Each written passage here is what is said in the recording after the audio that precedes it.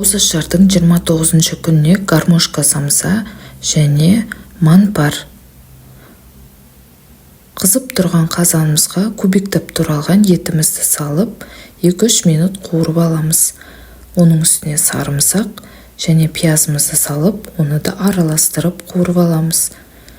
Сицевиле немесе томат қосуға болады.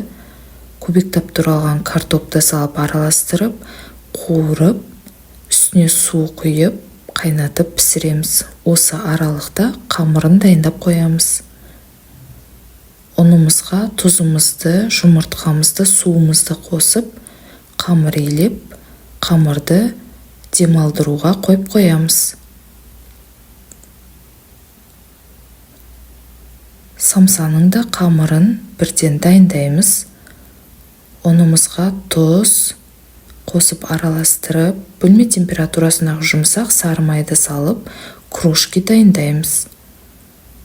Содан соң жұмыртқамызды, қаймағымызды қосып, жұмсақ қамыр илейміз. Қамырымызды да демалдырып қоямыз.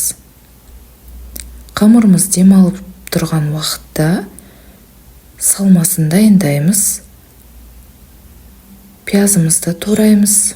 Оған қара бұрышты салып, пиязды осылай езіп аламыз. Содан соң картоп, тартылған ет, сұйық май қосып, араластырып қоямыз. Біздің қамырымыз 20-30 минуттай тұрды. Енді 2 бөлікке бөліп, қамырды жаямыз. Жұқалап жаю қажет. Қамырды сопақшалап жаю керек. Видеода көрсетілгендей. Содан соң осылай жинаймыз. Салмамызды салып шығып, екінші бетімен жауып, түйіп шығамыз. Самсаларымыз дайын болды. Енді бетіне жұмыртқасын, кунжутын немесе мак сеуіп, 180 градус қызып тұрған пеште 30-35 минут пісіріп аламыз.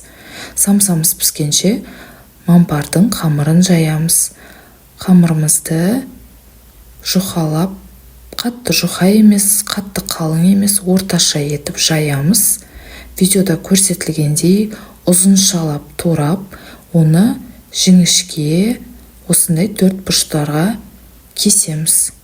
Сорпамыз қайнады. Қайнап тұрған сорпаға салып пісіріп аламыз. Бүгінгі ауызашардың 29 күніне арналған ас мәзіріміз дайын болды. Міндетті түрде жасап көріңіздер. Ұстаған оразаларыңыз қабыл болсын.